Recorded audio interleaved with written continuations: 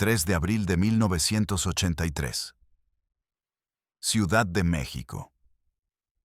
Una mujer de 78 años yace en su cama, rodeada de fotografías en blanco y negro que muestran a una diosa de porcelana que conquistó Hollywood cuando el mundo apenas aprendía a hablar en el cine. Neumonía, dijeron los médicos. Pero quienes la conocían sabían que Dolores del Río moría de algo mucho más profundo. Del peso de haber sido demasiado perfecta, demasiado exitosa, demasiado extranjera para los americanos y demasiado americana para los mexicanos. En sus últimas horas, sostenía entre sus manos una carta arrugada, escrita décadas atrás, donde su propio país la llamaba traidora. Nadie sabía entonces que esta mujer había pagado el precio más alto que cualquier artista puede pagar. El rechazo de su propia tierra por atreverse a brillar demasiado lejos de casa. Hoy vas a saber 4 cosas que nadie ha contado juntas sobre Dolores del Río. Primera, vas a descubrir el verdadero motivo por el que abandonó Hollywood en la cima de su fama. Y no tiene nada que ver con lo que siempre te dijeron sobre el patriotismo o la nostalgia. Segunda, te voy a revelar el acuerdo secreto que hizo con el gobierno mexicano para poder regresar a su país sin ir a prisión, porque sí, hubo amenazas reales de arresto. Tercera, conocerás la identidad del hombre que destruyó su reputación en México con una campaña de desprestigio que duró más de una década. ¿Y por qué lo hizo? Cuarta, entenderás por qué México le negó un funeral de Estado cuando murió, a pesar de que ya la había perdonado oficialmente. Te voy a avisar cuando llegue cada una de estas revelaciones. Porque lo que vas a escuchar cambiará completamente lo que creías saber sobre la primera gran estrella latina de Hollywood. Si te gusta este tipo de contenido donde descubrimos las verdades ocultas detrás de los íconos de la historia, suscríbete al canal y activa la campanita para no perderte ninguna investigación. Porque aquí no repetimos lo que ya sabes. Aquí vamos más profundo. Dolores Asúnzolo y López Negrete nació el 3 de agosto de 1904 en Durango, México. Aunque durante años Hollywood insistiría en decir que había nacido en 1905. Porque incluso su edad real era demasiado inconveniente para la máquina de sueños. Su familia no era cualquier familia. Su padre, Jesús Leonardo Asúnzolo, era director del Banco de Durango. Y su madre, Antonia López Negrete, descendía directamente de la aristocracia española. ¿Te imaginas crecer en una mansión de piedra donde los sirvientes se inclinaban al verte pasar? Porque eso era la vida de Dolores. No era una chica pobre que soñaba con Hollywood. Era una princesa mexicana que nunca debió necesitar Hollywood. Pero ahí está el primer error que todos cometemos. Pensar que el privilegio te protege del destino. La Revolución Mexicana lo cambió todo. Cuando Dolores tenía apenas 8 años, las balas comenzaron a silbar cerca de su ventana. Su padre, involucrado en finanzas del antiguo régimen, se convirtió en un objetivo. La familia tuvo que huir. Primero a la Ciudad de México, donde intentaron mantener las apariencias, asistiendo a fiestas de la alta sociedad como si nada hubiera cambiado. Pero todo había cambiado. El dinero se evaporaba. Los contactos desaparecían. Y Dolores, que había sido entrenada desde niña en piano, danza española y francés, descubrió algo aterrador. La belleza era lo único que le quedaba como moneda de cambio. A los 16 años, Dolores conoció a Jaime Martínez del Río en un baile de la Ciudad de México. Él tenía 18 años más que ella. Era rico, sofisticado. Ya había vivido en Europa. Para la familia Asúnzolo, en plena crisis financiera, Jaime era la salvación. Para Dolores, era la primera decisión que no tomó ella misma. Se casaron en 1921. Ella tenía 16. Necesitas entender algo. Este no fue un matrimonio por amor. Fue un rescate financiero disfrazado de romance. Y Dolores lo sabía. Años después, confesaría a una amiga que la noche de bodas lloró hasta el amanecer. No de felicidad, sino de terror al darse cuenta de que había vendido su libertad por la estabilidad de su familia. Pero Jaime, para sorpresa de todos, resultó ser su puerta de escape. Él viajaba constantemente entre México y Estados Unidos por negocios, y en uno de esos viajes a Los Ángeles en 1925, algo sucedió que cambiaría todo. El director Edwin Carrigue la vio en una fiesta de la comunidad mexicana en California. No fue casualidad. Jaime había llevado a Dolores específicamente a ese evento porque había escuchado que Carrigue buscaba tipos exóticos para sus películas. ¿Ves cómo funciona? El mundo del espectáculo nunca es sobre talento accidental. Siempre hay alguien empujando, calculando, usando. Carrigue quedó hipnotizado. Dolores tenía algo que ninguna actriz americana podía replicar. Rasgos perfectamente simétricos, piel de porcelana, ojos almendrados que la cámara amaba. Y esa combinación imposible de inocencia aristocrática y sensualidad latente. Carrigue le ofreció un contrato inmediato. Pero aquí viene lo que nadie menciona. Jaime negoció ese contrato, no Dolores. Su esposo se convirtió en su manager. Y durante los primeros años en Hollywood, cada decisión sobre la carrera de Dolores pasaba por él. ¿Era feminista abandonar México para perseguir sueños de Hollywood? No cuando tu esposo literalmente te está vendiendo al mejor postor. El debut de Dolores en el cine mudo fue en Joanna, en 1925. La crítica fue brutal. Dijeron que era demasiado exótica, que parecía una estatua, que no entendía cómo moverse para la cámara. Pero Edwin Carrigue vio lo que otros no, que en el cine mudo, donde las palabras no importaban, la belleza escultural de Dolores era un lenguaje universal. La puso en High Steppers ese mismo año, y luego en Pulse First. Cada película era un experimento. ¿Cómo iluminar ese rostro? ¿Desde qué ángulo fotografiarla? Los camarógrafos descubrieron algo revolucionario. Dolores del Río no tenía mal ángulo. Podías fotografiarla desde cualquier posición y la cámara la adoraba. Para 1926, Hollywood comenzaba a notarla.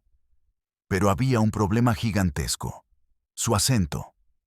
Sí, en el cine mudo nadie escuchaba tu voz, pero en las fiestas de la industria, en las negociaciones, en las entrevistas, Dolores hablaba con un acento español tan marcado que los ejecutivos de estudio se burlaban. Dijeron que cuando llegara el sonido al cine, ella sería historia. ¿Cómo respondió? Con una obsesión enfermiza. Contrató a 3 profesores de inglés diferentes. Practicaba fonética 4 horas diarias. Grababa su voz y la escuchaba hasta llorar de frustración. Jaime la empujaba sin piedad. O aprendes a hablar como ellos, o regresamos a México en la pobreza. Entonces llegó What Price Glory en 1926, dirigida por Raoul Walsh. Dolores interpretaba a Charmaine, una campesina francesa durante la Primera Guerra Mundial. El papel la lanzó al estrellato. ¿Por qué? Porque Walsh entendió algo crucial. En pantalla, Dolores no necesitaba actuar como las actrices americanas, llenas de gesticulación exagerada. Su poder estaba en la quietud, en la mirada, en ese rostro que podía transmitir tragedia sin mover un músculo. Los críticos que antes la habían despreciado ahora escribían que era la nueva Greta Garbo, la diosa mexicana, la mujer más bella del cine. Pero aquí está la primera gran grieta que nadie vio venir. Mientras Dolores conquistaba Hollywood, México la observaba con una mezcla tóxica de orgullo y resentimiento. Los periódicos mexicanos publicaban sus fotos. Sí, pero con titulares ambiguos. Nuestra Dolores triunfa en tierra extranjera. ¿Nuestra Dolores? ¿O la Dolores que nos abandonó? La prensa comenzaba a plantar las semillas de lo que más tarde se convertiría en traición. Porque en México, especialmente en ese momento postrevolucionario, había una paranoia nacionalista feroz. Los artistas que se iban eran vistos como desertores. Y Dolores, con su apellido aristocrático y su nueva vida de lujo en Beverly Hills, se estaba convirtiendo en el símbolo perfecto de todo lo que México decía despreciar. En 1927 llegó Resurrection, y con ella, la confirmación definitiva. Dolores del Río era una superestrella. La película fue un éxito masivo. Su rostro apareció en portadas de revistas por todo el mundo. Ganaba más dinero en un mes que su padre en toda su vida como banquero. Compró una mansión en Beverly Hills. Contrató sirvientes. Usaba joyas que habían pertenecido a la realeza europea. Y aquí está lo fascinante. Dolores nunca negó su origen mexicano, pero tampoco lo gritaba. Cuando los periodistas le preguntaban sobre México, respondía con vaguedades diplomáticas. «Es mi tierra querida», decía, «pero nunca es mi hogar al que quiero volver». ¿Era traición o supervivencia? Porque necesitas entender el contexto. En ese Hollywood, ser demasiado mexicana significaba quedarte encasillada en papeles de sirvienta, prostituta o nativa exótica. Dolores había logrado algo imposible: ser latina sin ser estereotipo. Entonces llegó 1928 y con él, el film que la convertiría en leyenda. Ramona. Dolores interpretaba a una mestiza en California que sufre discriminación racial. La ironía era brutal. Una mujer mexicana de piel clara interpretando a una víctima de racismo, mientras en la vida real se distanciaba estratégicamente de cualquier cosa que oliera demasiado mexicano. Pero la película fue un fenómeno. Las mujeres copiaban su peinado. Los diseñadores de moda creaban vestidos estilo Ramona. Y por primera vez, Hollywood tuvo que aceptar algo revolucionario. Una actriz latina podía cargar una superproducción sin un galán blanco salvándola. Sin embargo, detrás del éxito, el matrimonio con Jaime se desintegraba. ¿Cómo mantener un matrimonio cuando la esposa gana 10 veces más que el marido y es adorada por millones? Jaime comenzó a beber. Se volvió controlador, paranoico. Acusaba a Dolores de tener aventuras con sus directores, con sus compañeros de reparto. Algunos rumores eran ciertos. Dolores había descubierto que en Hollywood el poder sexual era poder real. Tuvo un affair con el director Edwin Carew, el mismo que la había descubierto. Luego con Orson Welles, años más tarde. Pero en 1928, lo que realmente la estaba matando no eran los affairs, era la jaula dorada en la que vivía. Y entonces conoció a Cedric Gibbons en una fiesta en la mansión de William Randolph Hearst en 1928. Cedric era el director de arte de MGM, el hombre responsable del look visual de las películas más importantes de Hollywood. Era sofisticado, creativo, nada que ver con Jaime. Y era soltero. La química fue instantánea. Pero Dolores estaba casada, y en el Hollywood de los años 20, el divorcio podía destruir una carrera, especialmente para una mujer. Especialmente para una mujer extranjera. Los estudios tenían cláusulas de moralidad en los contratos. Si escandalizabas, te cancelaban. Aquí viene lo primero que te prometí. El verdadero motivo por el que Dolores eventualmente abandonó Hollywood en su apogeo no fue patriotismo, no fue nostalgia por México. No fue ninguna de las razones románticas que siempre te contaron. Fue porque el sistema de estudios de Hollywood la estaba destruyendo mentalmente de una manera que nadie podía ver desde afuera.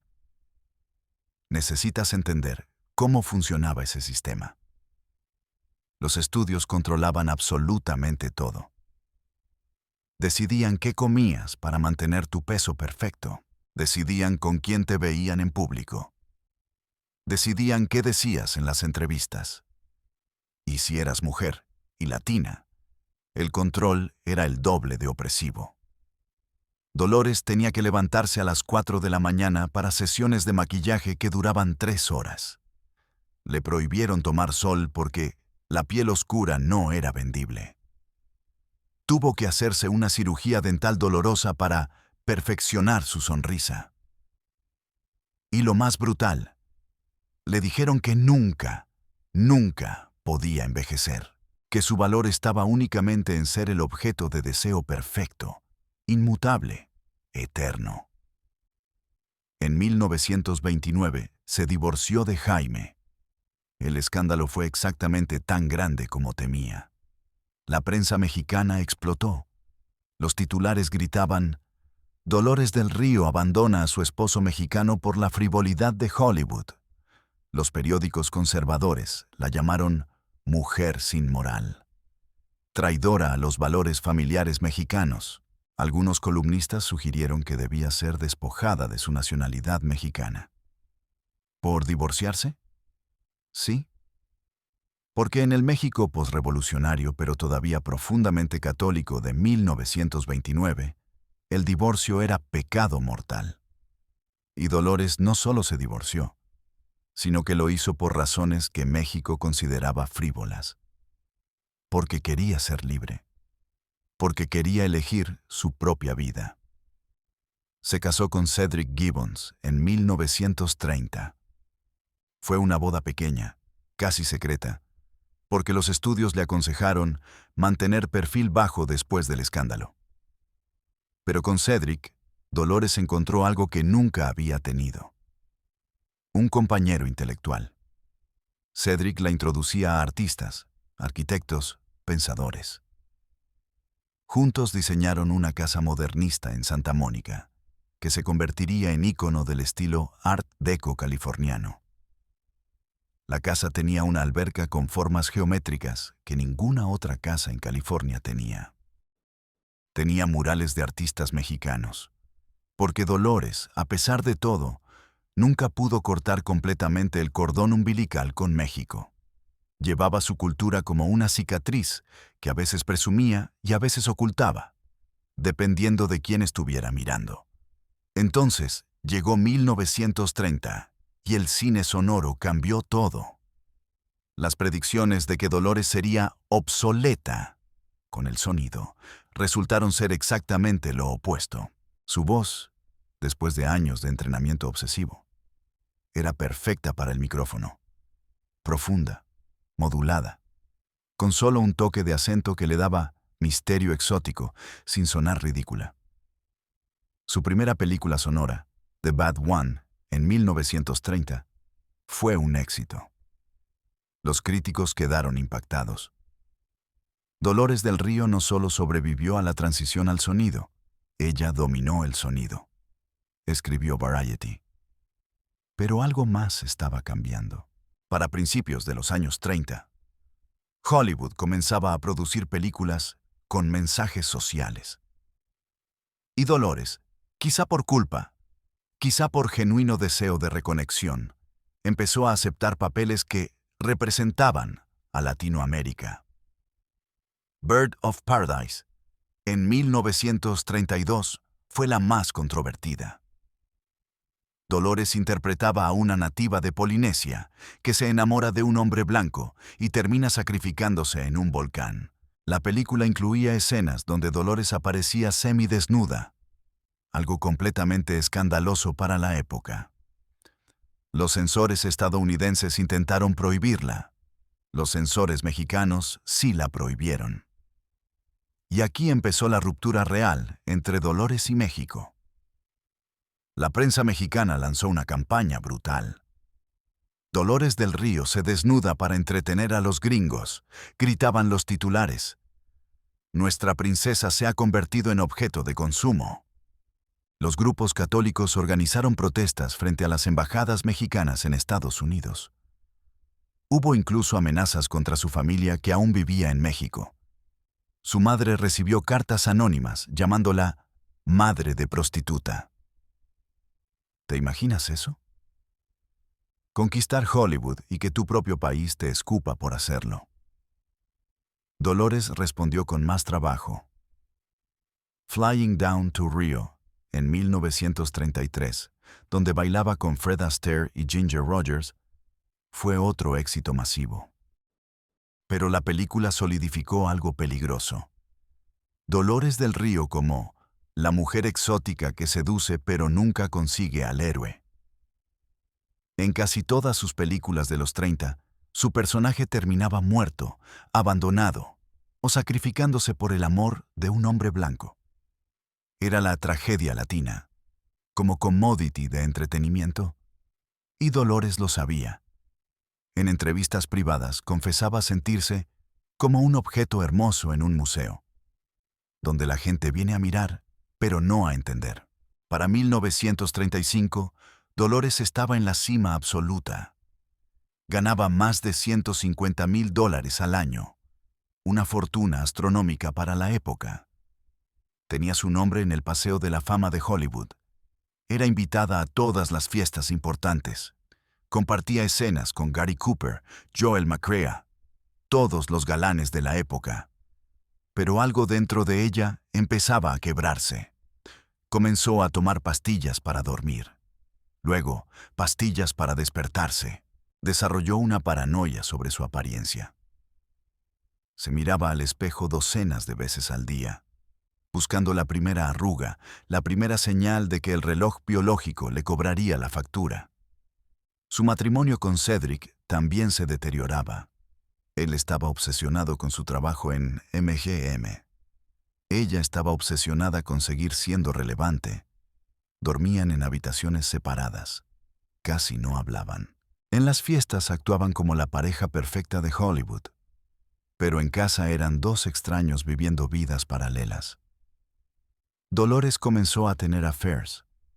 El más famoso fue con Orson Welles, con quien filmó Journey into Fear en 1943. Welles estaba casado. Ella estaba casada. Pero en ese Hollywood de doble moral, nadie decía nada mientras mantuvieras las apariencias.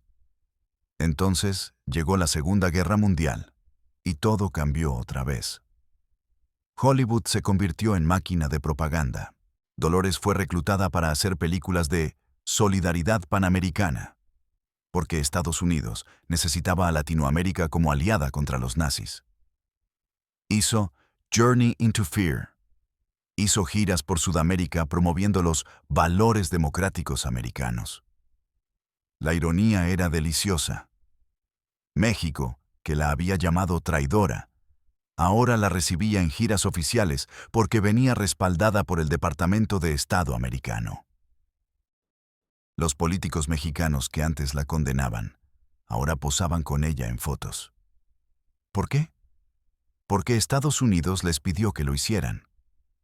Pero Dolores estaba agotada. No solo físicamente, también espiritualmente.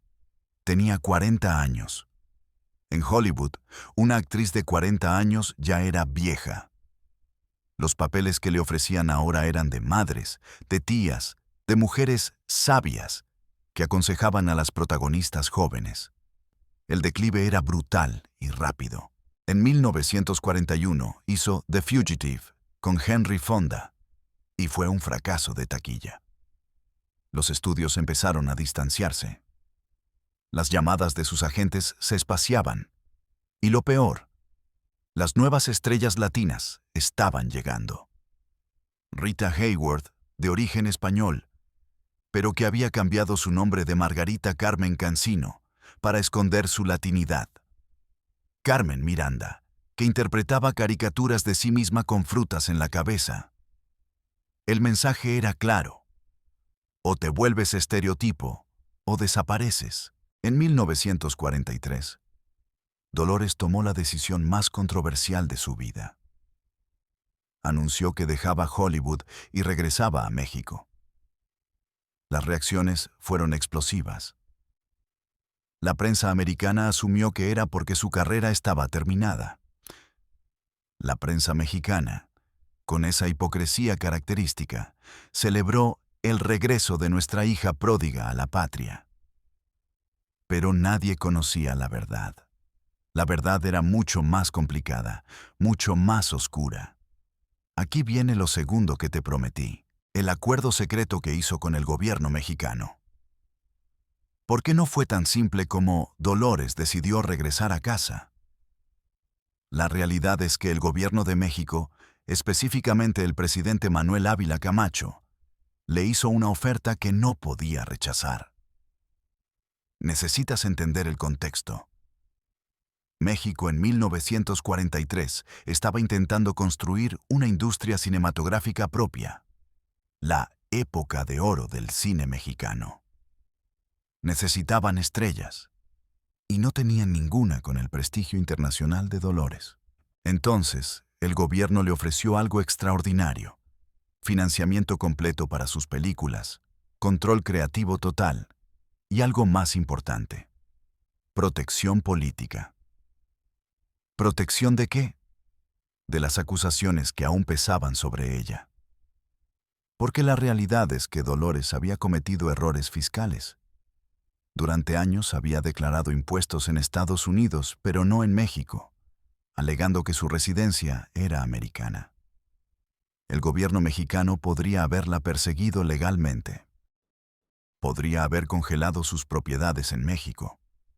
Podría haberla declarado desertora fiscal. Pero en vez de eso, le ofrecieron amnistía total a cambio de su regreso y su participación en el cine mexicano. Fue un trato político desde el principio. Dolores regresaba no como hija pródiga arrepentida, sino como pieza de propaganda nacionalista. Se divorció de Cedric en 1941, 2 años antes del regreso oficial. El divorcio fue amigable, casi burocrático. No hubo drama, no hubo escándalo. Solo 2 personas admitiendo que habían estado viviendo una mentira durante años. Cedric se quedaría en Hollywood, diseñando películas hasta su muerte. Dolores se iría a México, intentando reconstruir una identidad que había abandonado 20 años atrás. El regreso a México en 1943 fue, externamente, un triunfo. Miles de personas la recibieron en el aeropuerto. La prensa la fotografió besando el suelo mexicano. Los políticos dieron discursos sobre el regreso de nuestra embajadora cultural. Pero Dolores, en entrevistas décadas después, confesaría que ese día en el aeropuerto sintió solo vacío. No reconocía México. México no la reconocía a ella. Había regresado a un país que existía solo en su memoria idealizada. Su primera película mexicana fue Flor Silvestre, en 1943, dirigida por Emilio "El Indio" Fernández.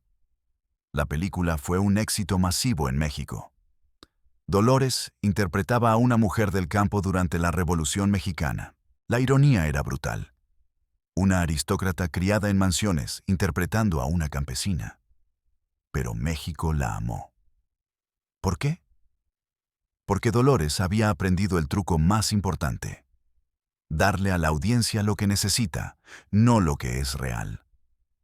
México necesitaba creer que una de sus hijas había conquistado Hollywood y luego elegido regresar por amor a la patria. Entonces, Dolores les dio esa narrativa. En entrevistas hablaba de su nostalgia insoportable, de su amor por la tierra mexicana, de su rechazo a la frivolidad de Hollywood. Todo mentiras necesarias. Hizo María Candelaria en 1944, también con Fernández. La película ganó la Palma de Oro en Cannes, el primer film mexicano en lograrlo. Dolores estaba en su mejor momento actoral. Ya no era la diosa de mármol del cine mudo. Era una actriz completa, capaz de sutileza, de matices. Pero algo oscuro empezaba a gestarse. La película contaba la historia de una mujer indígena que es linchada por su comunidad. Demasiado cercano a la verdad de Dolores. México la celebraba, sí, pero nunca la perdonaría completamente. Siempre habría ese susurro. Es la que se fue. Es la que se vendió a los gringos. Para finales de los 40, Dolores era la reina indiscutible del cine mexicano. Trabajaba con los mejores directores: Fernández, Ismael Rodríguez, Julio Bracho. Sus películas eran éxitos garantizados. Ganaba bien, aunque nunca los sueldos estratosféricos de Hollywood. Pero algo más estaba pasando. Se había convertido en activista cultural. Usaba su fama para promover artistas mexicanos. Organizaba exposiciones. Financiaba teatro. Se había transformado en la conciencia cultural de México. ¿Era genuino o era performance? Probablemente ambos. Porque Dolores había aprendido que en el mundo del espectáculo, la autenticidad y la actuación son lo mismo. En 1956 conoció a Louis Riley, un productor americano. Se casaron ese año. Fue su último matrimonio y el más corto. Duró solo 3 años. Riley no entendía México, no entendía español, no entendía a Dolores.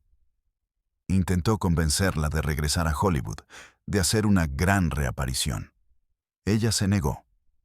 Ya no era la misma mujer que había conquistado Hollywood. Esa Dolores había muerto, y en su lugar había una mujer más compleja, más rota, más real. Se divorciaron en 1959. Los 60 fueron la década más extraña para Dolores. El cine mexicano entraba en decadencia. Las películas que antes llenaban teatros ahora competían con la televisión. Los jóvenes querían películas modernas, no los melodramas rurales que Dolores representaba. Hizo menos películas. Se dedicó más al teatro. Montó obras clásicas donde interpretaba a reinas y aristócratas, los papeles para los que siempre había sido perfecta. Pero los teatros se vaciaban. La relevancia cultural de Dolores se evaporaba lentamente, como agua en el desierto. Aquí viene lo tercero que te prometí. El hombre que destruyó su reputación en México durante décadas. Su nombre era Salvador Novo, poeta, dramaturgo, y una de las plumas más venenosas de la cultura mexicana del siglo XX.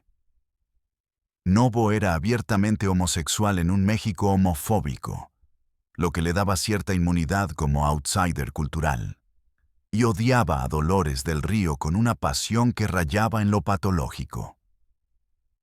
¿Por qué?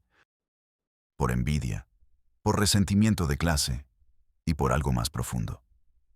Porque Dolores representaba todo lo que Novo despreciaba: el privilegio, la belleza como moneda, el éxito que no necesitaba talento intelectual. Durante más de 20 años, Novo escribió columnas, ensayos, críticas, todas con el mismo tema. Dolores del Río era una fraude. Según Novo, no era buena actriz, solo era bella. No era patriota, solo era oportunista. No era cultured, solo era bien empaquetada. Y lo más dañino, escribió que Dolores había regresado a México no por amor, sino porque Hollywood la había desechado como basura vieja. Novo tenía influencia masiva en los círculos culturales. Sus palabras moldeaban opiniones. Y lentamente, metódicamente, construyó una narrativa donde Dolores era vista con cinismo, donde cada logro suyo era disminuido, donde cada declaración suya era interpretada como hipocresía. Dolores nunca respondió públicamente a Novo, no porque fuera noble, sino porque había aprendido algo cruel. Responder a un crítico le da poder. Ignorarlo lo vuelve irrelevante. Pero en privado, las palabras de Novo la destrozaban. Leía cada columna, cada crítica venenosa. Guardaba recortes, Los leía en noches de insomnio. Porque no importa cuánto éxito tengas, no importa cuántos aplausos recibas, las palabras de tus enemigos siempre pesan más que las de tus fans. Los 70 llegaron, y Dolores tenía 60 y tantos años. Seguía siendo hermosa, con esa belleza que desafía el tiempo cuando tienes dinero para tratamientos, cirugías, cuidados.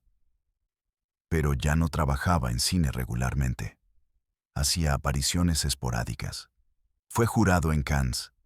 Dio entrevistas nostálgicas donde hablaba del viejo Hollywood, como si fuera paraíso perdido, cuando en realidad había sido una prisión dorada. Pero la nostalgia vende, y Dolores necesitaba seguir siendo relevante, aunque fuera como reliquia viviente. En 1978, hizo su último papel importante en The Children of Sánchez, con Anthony Quinn. Era un papel pequeño, una abuela mexicana, exactamente el tipo de papel que había rechazado en Hollywood décadas atrás. Pero ahora lo aceptaba porque no había opciones. La película fue un fracaso crítico y comercial. Los críticos escribieron que Dolores del Río parece fuera de lugar en el cine moderno. Tenía razón. El cine ya no era para ella. El cine ya no era el cine que ella conocía. Los últimos años fueron solitarios. Vivía en su casa en la Ciudad de México, rodeada de recuerdos. Tenía sirvientes, tenía dinero suficiente, pero no tenía lo único que había sostenido toda su vida: relevancia. Ocasionalmente la entrevistaban para documentales sobre el cine de oro. Ocasionalmente aparecía en ceremonias. Pero eran apariciones de fantasma, de reliquia. Los jóvenes no sabían quién era. Los que sí sabían, la recordaban con esa mezcla extraña de respeto y desprecio que México reserva para sus íconos. Aquí viene lo cuarto que te prometí. ¿Por qué México le negó un funeral de Estado cuando murió? Oficialmente, México la había perdonado. En 1978 le dieron el Ariel de Oro por trayectoria.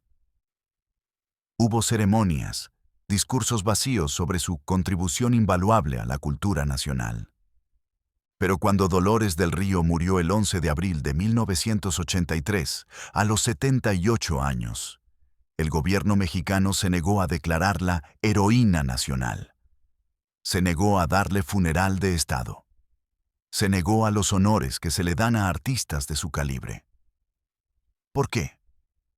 La verdad es que ciertos sectores del gobierno seguían considerándola sospechosa. No por traición política, sino por algo más simbólico. Representaba una generación de mexicanos que había mirado hacia afuera, en vez de hacia adentro, en el México nacionalista posrevolucionario, que aún en los 80 arrastraba esas paranoias. Dolores era símbolo de ambigüedad. ¿Era mexicana? ¿Era americana? ¿Era las dos? ¿Era ninguna? Esa ambigüedad la hacía peligrosa, incluso muerta. Su funeral fue privado, pequeño. Asistieron amigos, algunos colegas, familia distante. No hubo presidentes, no hubo desfiles, no hubo los 3 días de luto nacional que México da a sus grandes. La prensa cubrió su muerte, pero brevemente.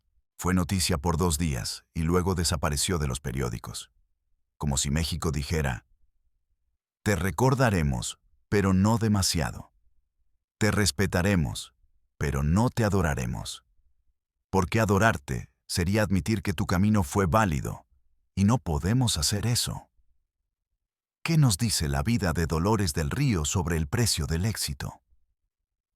Nos dice algo brutal: que puedes conquistar el mundo y seguir siendo rechazada por tu propia casa. Que la belleza te abre puertas, pero también te convierte en prisionera. Que el éxito internacional puede ser leído como traición por los tuyos. Dolores fue la primera, y pagó el precio de ser primera. Abrió un camino que permitiría a futuras generaciones de actrices latinas existir en Hollywood sin tener que esconder sus apellidos. Pero ella nunca disfrutó los frutos de esa lucha. ¿Fue feliz alguna vez? Difícil saberlo. En entrevistas decía que sí, pero sus ojos contaban otra historia. Fue exitosa, fue admirada, fue poderosa. Pero feliz, esa es una pregunta que tal vez ni ella podía responder. Porque cuando construyes toda tu vida alrededor de una imagen, cuando te conviertes en ícono viviente, ¿queda algo de ti que sea real? ¿O te conviertes completamente en la proyección que otros necesitan? México la perdonó tarde y mal. Estados Unidos la olvidó rápido. Y Dolores del Río quedó atrapada para siempre en ese espacio liminal donde existen los que son demasiado exitosos para ser perdonados y demasiado diferentes para ser completamente aceptados. Su legado es complicado, contradictorio, exactamente como ella fue en vida. No fue santa ni pecadora.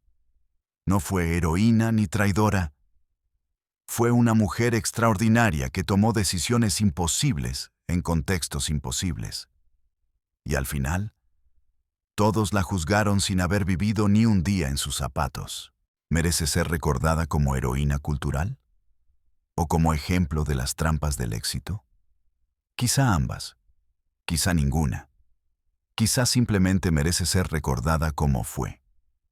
Una mujer que brilló tan intensamente que cegó a todos los que la miraban, y cuando finalmente se apagó, nadie sabía bien qué era lo que había visto. Si esta historia te hizo pensar diferente sobre el precio de la fama y el peso de representar a todo un país, comparte este video. Porque las verdades incómodas necesitan ser contadas, especialmente cuando todos prefieren la versión romántica.